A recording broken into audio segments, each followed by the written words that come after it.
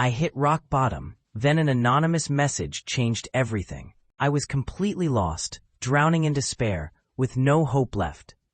Every day felt heavier than the last, and I had given up on myself. But then, an anonymous message appeared on my phone, simple yet powerful. The hardest battles are invisible. Keep going. What followed was a journey of self-discovery, resilience, and emotional growth. Through struggles, small sparks of hope, and confronting my past, I learned to rise from the ashes of my former self. This is my story of pain, courage, and finding purpose again. I never thought life could be so heavy.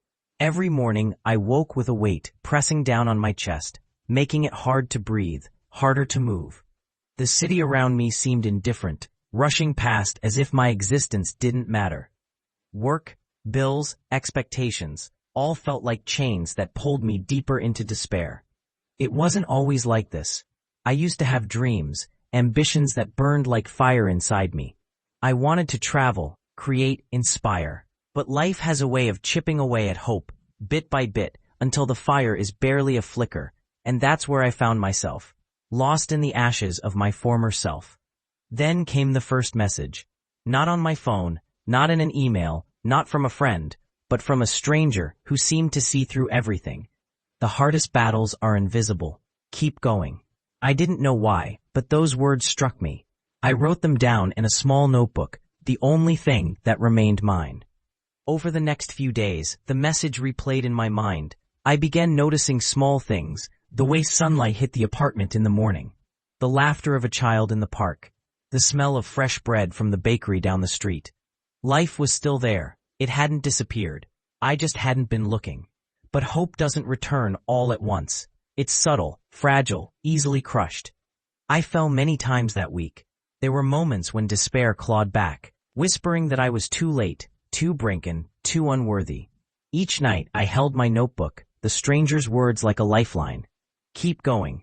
I started small, walking longer routes to work, noticing faces, exchanging smiles. Each tiny action was a spark, a reminder that I could still choose to exist fully.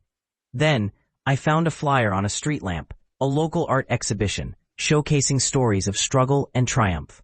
On a whim, I went there. I saw paintings and sculptures created by people who had faced unimaginable pain. One painting, a fiery phoenix rising from ashes, stopped me cold. The artist had written, "Pain is not the end, it is the beginning." Something clicked. I realized I had been waiting for a sign, a push, a permission to reclaim my life. The stranger's message, the small glimpses of beauty, the phoenix painting, it was all part of waking me up. I returned home that night with renewed determination. I pulled out an old notebook filled with sketches and writings I had abandoned years ago. Slowly, I started to draw again, to write, to create. Each word, each line, felt like a small victory against the weight that had kept me down. Days turned into weeks. I faced setbacks, old doubts, fears, and the occasional wave of hopelessness. But I refused to surrender. Each morning, I read the stranger's words, repeating them like a mantra. The hardest battles are invisible. Keep going. Through this journey, I met people who reminded me that struggle is universal. A barista who shared their own story of loss and recovery. A neighbor who had built a community garden after losing everything. An old friend who had overcome illness and fear. Each encounter reinforced the lesson. Resilience is born not from avoiding pain, but from walking through it. And then came the day I realized I was not just surviving, I was living. I laughed genuinely.